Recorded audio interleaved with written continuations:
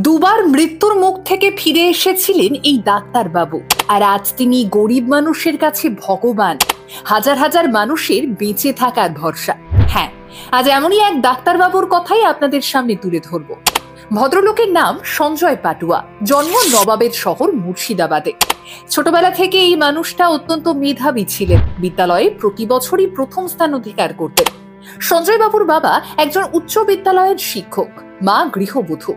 সালটা 2009, আর এই বছরটাই ছিল সঞ্জয় বাবুর জীবনের একটা অন্ধকার বছর। এক মর্মান্তিক সড়ক দুর্ঘটনায় মাথায় গুরুতর আঘাত পায়। সেই সময় চিকিৎসকরা জানিয়েছিলেন তার বেঁচে থাকার সম্ভাবনা মাত্র 10%। কিন্তু তিনি সেই কঠিন সময় পার করে 2010 সালে মাধ্যমিক পরীক্ষায় বসেন এবং অসাধারণ ফলাফলের জন্য তৎকালীন মুখ্যমন্ত্রী বুদ্ধদেব ভট্টাচার্যের কাছ থেকে আম্বেদকর পুরস্কারও লাভ করেন। উচ্চ মাধ্যমিকের পর প্রথমবারেই মেডিকেল প্রবেশিকা পরীক্ষায় সুযোগ পাননি। এই ব্যর্থতা তাকে মানসিকভাবে বিপর্যস্তও করে তোলে। এক বছর সবকিছু থেকে নিজেকে রীতিমতো দূরে সরিয়ে রেখে মেডিকেল প্রবেশিকার প্রস্তুতি নিতে থাকে। আর তার অধ্যাবসায়ের ফলে ওই বছরই পিজি হাসপাতাল কলকাতায় এমবিবিএস পড়ার সুযোগ পেলেন। 2019 সালে এমবিবিএস সম্পন্ন করার পর ওই একই হাসপাতালে চক্ষু বিভাগের হাউস স্টাফশিপ করেন 1 বছরের জন্য। এরপরই দেশে কোভিড-19 আঘাত হানে। তিনি কোভিড সিসিইউতে দায়িত্ব পালন করেন। সেই সময় নিজেও তিনি মারাত্মকভাবে সংক্রমিত হন এবং তার শারীরিক অবস্থা এতটাই খারাপ হয়ে যায় যে তাকে কোভিড সিসিইউতে ভর্তি করা হয়। তবে অবাক করা বিষয় হলো, সেই ইউনিটের সমস্ত রোগীর মৃত্যু হলেও একমাত্র তিনি বেঁচে ফিরে আসেন। আর সুস্থ হবার পর তাকে হোম কোয়ারেন্টাইনে থাকার পরামর্শ দেওয়া হয়।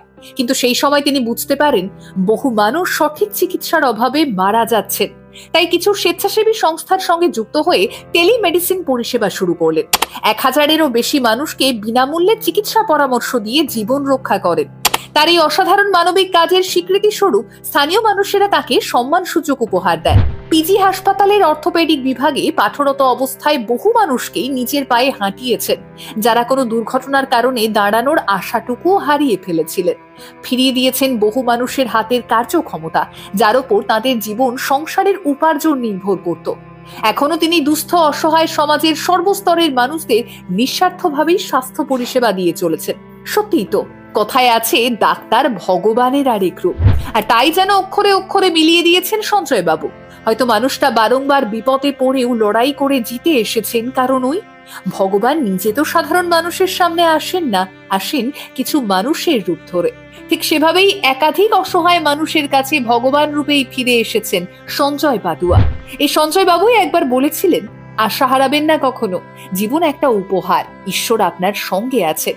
সর্বোচ্চ চেষ্টা করে যান শেষ অবধি, অল্প সময়ও অনেক মূল্যবান, নষ্ট করবেন না। দ্য কোবান্ডোলের পক্ষ থেকে ডক্টর সঞ্জয় পাটুয়া স্যারকে জানাই অনেক ধন্যবাদ এবং একগুচ্ছ শুভেচ্ছা। আপনি এভাবেই সাধারণ মানুষের ভগবান হয়ে থেকে যান।